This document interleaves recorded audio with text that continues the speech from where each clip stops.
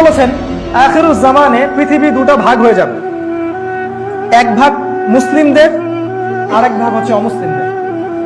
তিনি আরো বলেছেন মুসলিমদের মাঝে ঐক্য থাকবে না।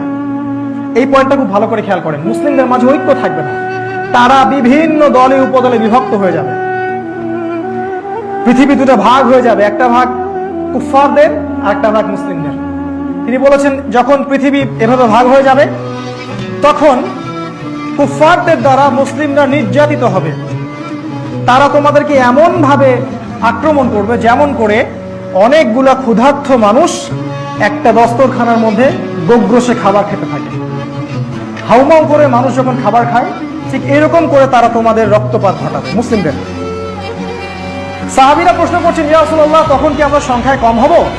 তিনি বলছেন, না, তোমরা সংখ্যায় কম হবে না, বরং তোমরা হবে আবর্জনার মতো। তিনি আবর্জনা শব্দটা ইউজ করেছেন, আমাকে ক্ষমা করবে, এই কথাটা আমি বলিনি। তিনি বলেছেন, আপনার নবী বলেছেন, আমরা হব আবর্জনার মতো। তোমরা গরুর রশি ধরে ব্যস্ত থাকবে এবং আল্লাহর পথের কষ্ট, শ্রম, জিহাদ, দাওয়াত ছেড়ে দিবে। এজন্য তোমাদের এই অবস্থা হবে। কিন্তু এই অবস্থা দীর্ঘস্থায়ী হবে না, এটাই সুখবর। এই অবস্থা দীর্ঘস্থায়ী হবে না। যখন জুলুমের জয় জয়কার থাকবে ঠিক তখনই আরবে নেতৃত্ব নিয়ে একটা টোন্দল সৃষ্টি হবে। এটা ভালো